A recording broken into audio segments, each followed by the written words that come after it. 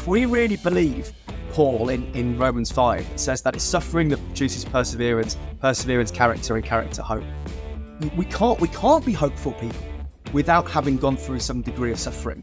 And everyone's suffering is on a scale somewhere. Mine is not as great as others, and not as little as some others. But it's through those moments, I think, that really help grow us.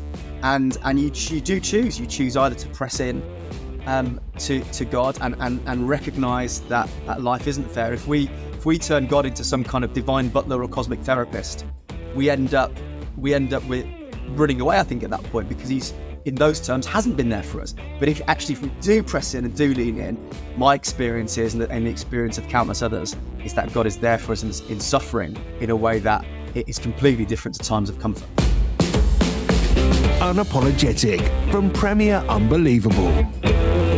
I am delighted to be joined by Phil Knox, an evangelism and missiology senior specialist at the Evangelical Alliance. Phil is also the author of 2 books, Storybearer and most recently, The Best of Friends. Phil, thank you so much for joining us today. It's such a pleasure to have you on the show. Such a brilliant thing to be with you, Ruth, and thanks so much for what you do on this brilliant podcast.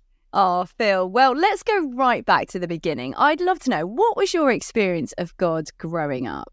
Yeah, so like many people, grew up in an amazing Christian family, amazing mum and dad who both were passionate followers of Jesus. So dragged to church ever since I was kind of a fetus. But for me, I probably made a decision to follow Jesus when I was about 6, probably. Remember going to like the kind of Christian events that many of us go to. I've been even more enthusiastic then than I am now. In a tent somewhere, and someone told me that I could be forgiven for the things I've done wrong. Even though I was 6, I knew that I needed that. That I could go to heaven when I die, that I could know Jesus as my friend, I could know forgiveness for my past, God with me today, and hope for the future. This sounded like the best thing ever. And so recognised that was my kind of first decision moment. As a teenager, I recognised the kind of pressures of the world and really made my faith my own through that. But also had a bit of a kind of fairy tale kind of teenage years in many ways. Everything was brilliant, captain of the school football team, school was great. Great church, great friends, great family. But the rubber really hit the road for me when I was 21. I was at university doing a law degree, and I'm having lunch with my mum on Saturday lunchtime. Phone rings, and it's a family friend, and they say some words that ripped my world apart. They say, "Phil, I'm really sorry, but this morning your dad has died." And I'd say for me, in terms of my Christian journey, that was the big decision moment, really, because either dad was an amazing role model, he was a great friend, he followed Jesus since a young age, and I could either say, God, stuff you for letting this happen, or God, we really need you as a family now. And we led into that. And if you're listening to this and you're going through the storm at the moment, my story is that I've been a follower of Jesus for over 30 years. The closest I've ever known God is in those first few weeks after dad died. So yes, that's the next bit of my story. Beyond that, then I think one of the most amazing things that following Jesus gives us is a real sense of purpose and meaning.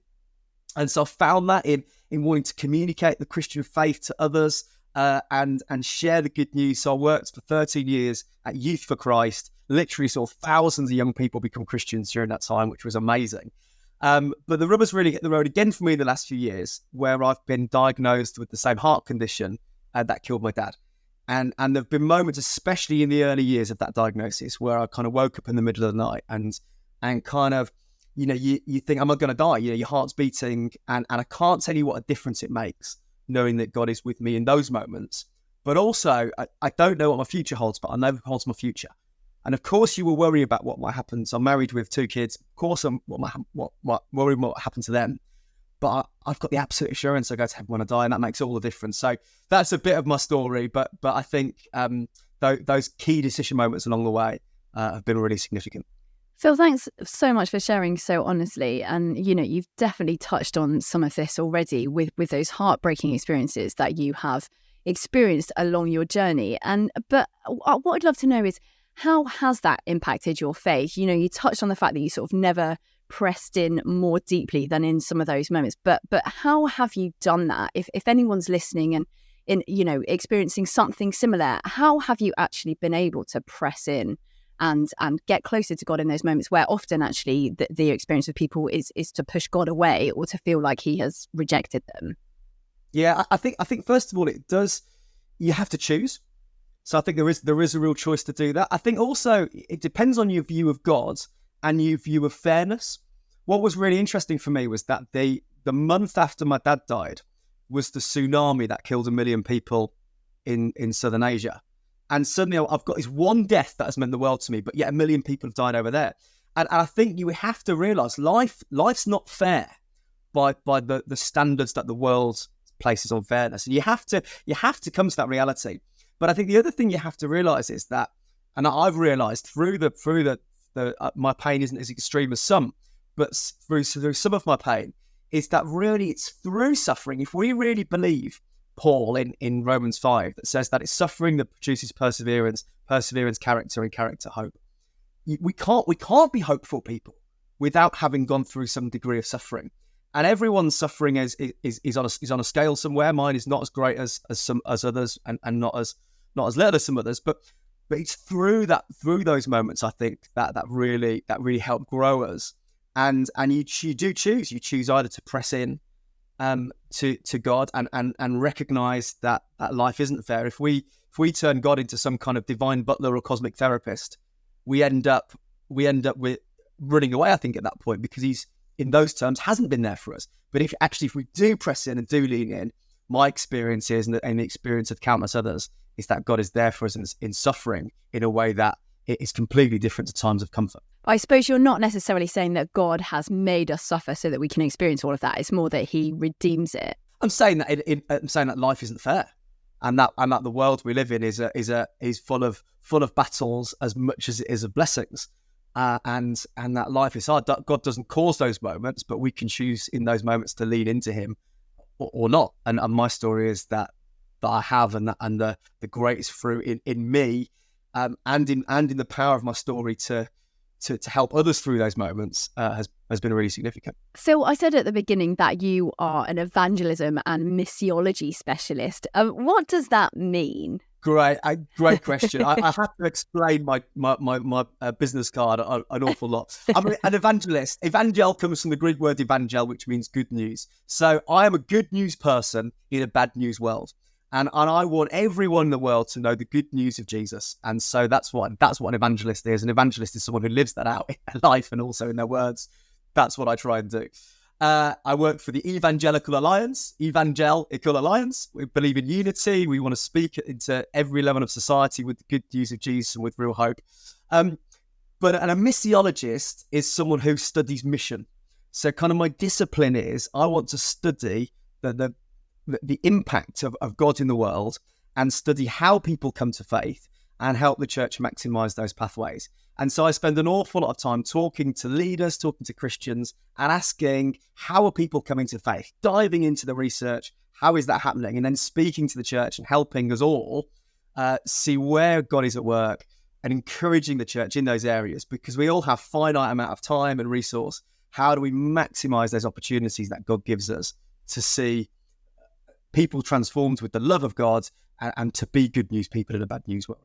I feel like I probably know the answer to this question, but does evangelism matter? Yes, it really is a matter of life and death. If we believe every verse in the Bible that talks about the difference Jesus makes in our lives, I think one of the challenges for us in the Western world is that we can somehow believe that God slightly upgrades our lives, right? So we can slightly believe. I cheesily wrote at the end of one of my book a kind of parody of Amazing Grace, which is about average grace. And it went something like, average grace, how bland the sounds, that slightly improved my life.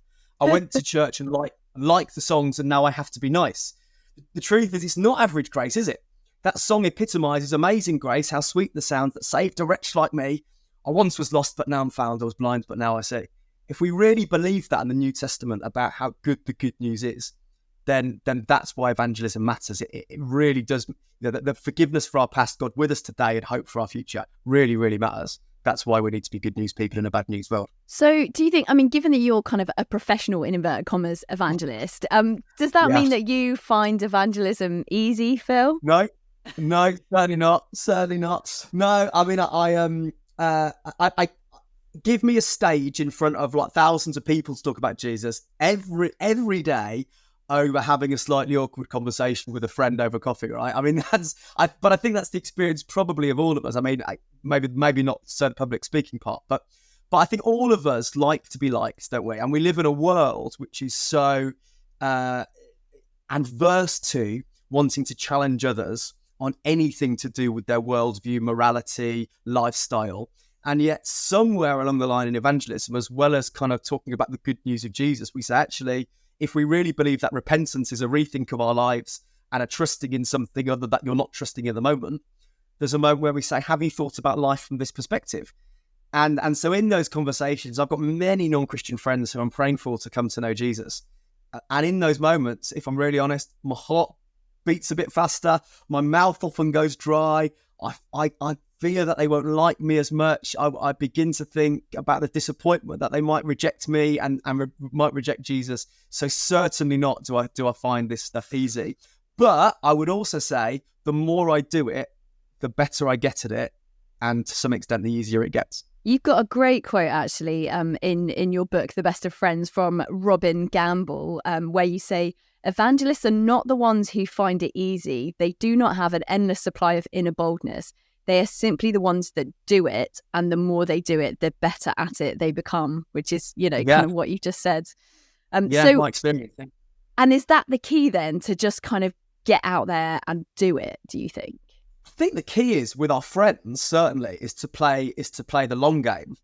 And so I think if you're listening to this and you've got friends who don't yet know Jesus, my first encouragement is to pray for them every day. So we've got a list as a family. As I said, I've got a wife and 2 sons, and as part of our evening prayer time, we will often pray. My 10-year-old will pray for his mate in his class. My 4-year-old will pray for his mate at nursery. My wife will pray for her friends on the school run, and I'll pray for my friends. So I think encouraging some rhythms of prayer around that. I think then kind of just trying to live a life that reflects Jesus in our generosity, in our compassion, in the way that we love people. I hope most of my conversations about faith have probably come from a moment where people recognize the different lifestyle that I have and the different priorities that I have. And then the next real key is to just be prepared to share our story. So one Bible verse to hang on most of evangelism for me is 1 Peter 3:15. Which says, always be prepared to give an answer to anyone who asks you to give a reason for the hope that you have.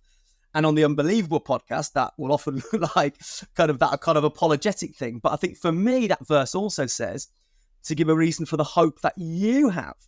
And the hope that you have can be told in your story. So just as I've told my story at the beginning of this interview, I would encourage us to all think about our story. So that if a friend ever says, why are you a Christian? Why do you go to church on Sunday? We've got a story to tell, and so often I think I've tried lots of approaches in talking to my mates about Jesus. The moment when you say, "Can I tell you my story?" I don't think anyone's ever said no, and you have an opportunity to share something of the way Jesus impacted your life, and so those things all could contribute to make sharing our faith a little bit easier. Prayer, living the life, sharing our story, making the most of invitation.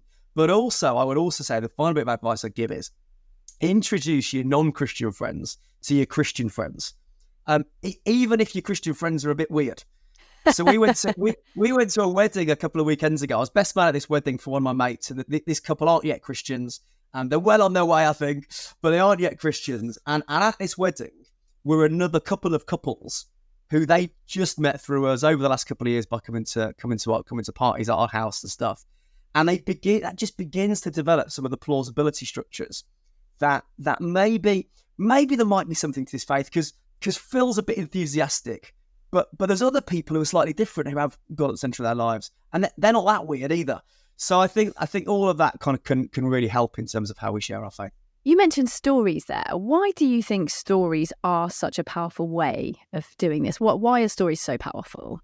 I think we're story people. I think the very heart of who we are, and I think the very heart of history. History is a story. God's a storyteller. God's the author of every story. When Jesus was seeking to communicate the divine truths of the universe, he used story. He didn't just talk in terms of propositions. I am the way, the truth, and the life. I am the bread of life. But he also told stories. When a man was walking from Jerusalem to Jericho, there was a father who had 2 sons. A man went out to sow some seed. God knows the key to our hearts. And the key to all of our hearts is the same as it has been from the dawn of time, because he made us. We're story people. And so in Story Bearer, the book, I talk about the collision of 4 stories in evangelism. That God has a story. There's a reason that the Bible is the bestseller of all time. That storyline has an arc, and we're part of that story. We have a story, and we've shared a bit about how we kind of share that. The other person has a story. The best evangelists aren't just those who speak well. They also ask good questions and see in other people's lives where God's at work. And our culture has a story. We all operate in some kind of context, and at the heart of those stories is great evangelism. But the story is beautiful and amazing. They've done brain scans of what happens when people listen to stories, when people tell stories, and your brain fires all kinds of beautiful kind of chemicals that lock you into attention.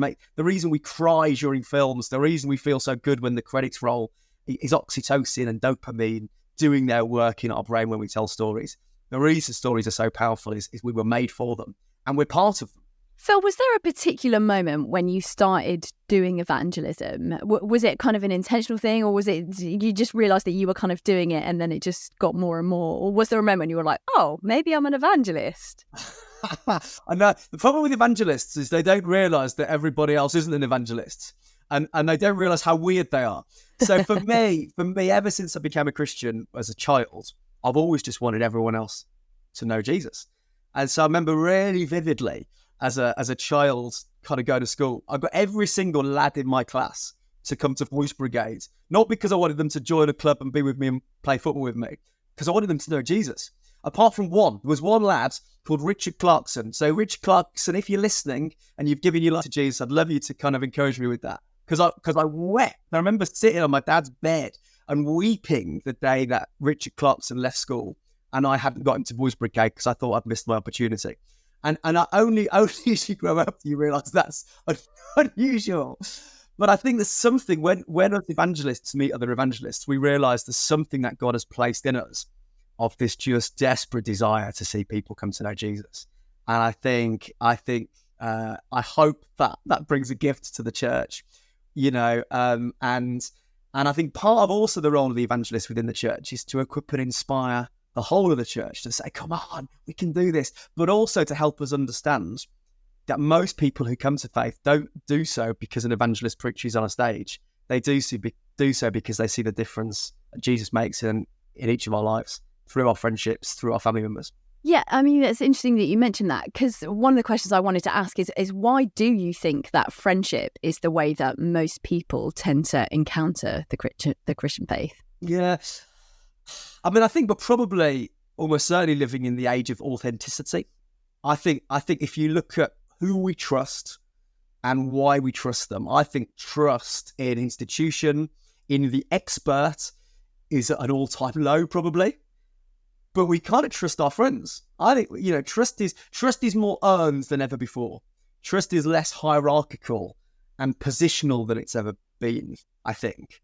And I would guess also that, I mean, I don't know, I'm not a marketer, but I would guess that purchasing decisions of consumer goods are largely based on peer recommendation. There's a reason, isn't there, on popular retail websites that items have 5-star reviews or not, and we will trust that probably more than we will the blurb underneath.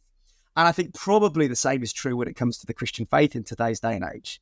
That if we're working out which worldview is true, what are the values by which I'm going to live my life, we probably look at who are the people who are most authentic, who are the people who have really got this, who are the people who are really different. And again, going back to that wedding that I was at a couple of weeks ago, I was best man for the 4th time, hopefully the last time. Because it's always a very high pressure job. But I gave my speech, and most people at the weddings were not Christians. But yeah, people were coming up to the groom afterwards going, something different about that guy. And it's not that I'm just a good speaker or a good friend. It's because Jesus lives in me. And I think there's something about that kind of peer recommendation around the Christian faith, because we want to know who we can trust. And this is the age of authenticity. I suppose sort of the flip side of that is that we see, with all the statistics and things like that, that actually Christians are really quite reluctant to share their faith.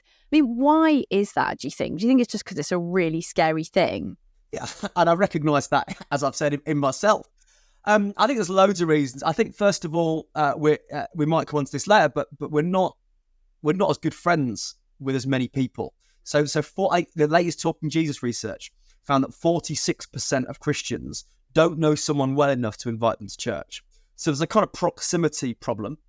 I think also there's something about in many people, when people capture a bit of that amazing grace rather than average grace, there's something when it gets hold of you, when the gospel gets hold of you, the power of the gospel just has to kind of leak out. And I think maybe for some of us, I think the biggest enemy to evangelism and the biggest enemy to growth is comfort. And many of us, and I include myself in this, can get really comfortable. So we can't, and then a bit individualistic. So we're like, well, other people can live their lives and I won't interfere with them. I think that's a bit of a factor. But then there is embarrassment, there really is. We're in some ways, you fear being a social leper. You feel being kind of excommunicated from circles of friends. We all have those very real fears, and we fear breakdown. I think we also often feel uncertain, which is why, what you guys do at Unbelievable is so important, because actually we can fear that even if we say we're a Christian, we're going to get bombarded with lots of questions we don't know the answer to. I think we're also very busy. Friendship can often be superficial and doesn't dig down into the very depths that we would want it to. But also I think there's something about disappointment as well. I think often one of the things I'm aware of that I don't want to do as much as I should or could do is tell stories of success without telling stories of failure. Because I think often what happens with Christians is we hear stories where people go, oh, well, that person, told 3 people about Jesus and all their friends came to faith. When we also need to hear stories of people who knocked on a door or asked their friends or something and they said no. Because the reality is, as I have had neighbours and friends come to faith, but I've also had, for everyone who has, I've got 5 or 6 who've said thanks but no thanks. And I think we need to, sometimes I think the disappointment that we felt in some friends not choosing to accept our invite to Alpha or Christianity Explored or church, we sometimes say, well, it's not for me, I can't do it, I'll leave that to the professionals. And it's too important and the job's too big to be left to the professionals. So it's interesting that you talk about the professionals there, because you've got a quote in your book, Storybearer, where you say the task of changing the world is too big and too important to be left to the professionals. I mean, do you mean by that in some senses we are all called to be evangelists? I wholeheartedly believe that. And actually, I think if you look at the growth of the early church, everyone was involved. Everyone had a part to play. There are some people like Paul who got out there and inspired, but there was, I think it talks about the gospel message rang out from the early church. We all get a part to play in this. And so if you're listening to this, you haven't got a list of friends who you pray for, I would urge you to begin that list. We all get a part to play, and let's see what God does in the way that we live our lives and be intentional with being the best of friends, in inviting our friends to stuff.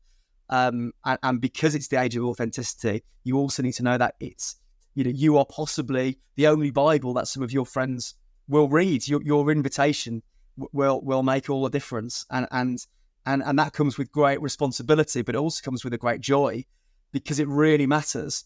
There is nothing like your friends giving their lives to Jesus, and then years down the line going, it was this person's influence, this person's story that really helped me. That has, for me, been the most encouraging thing for me over the last years.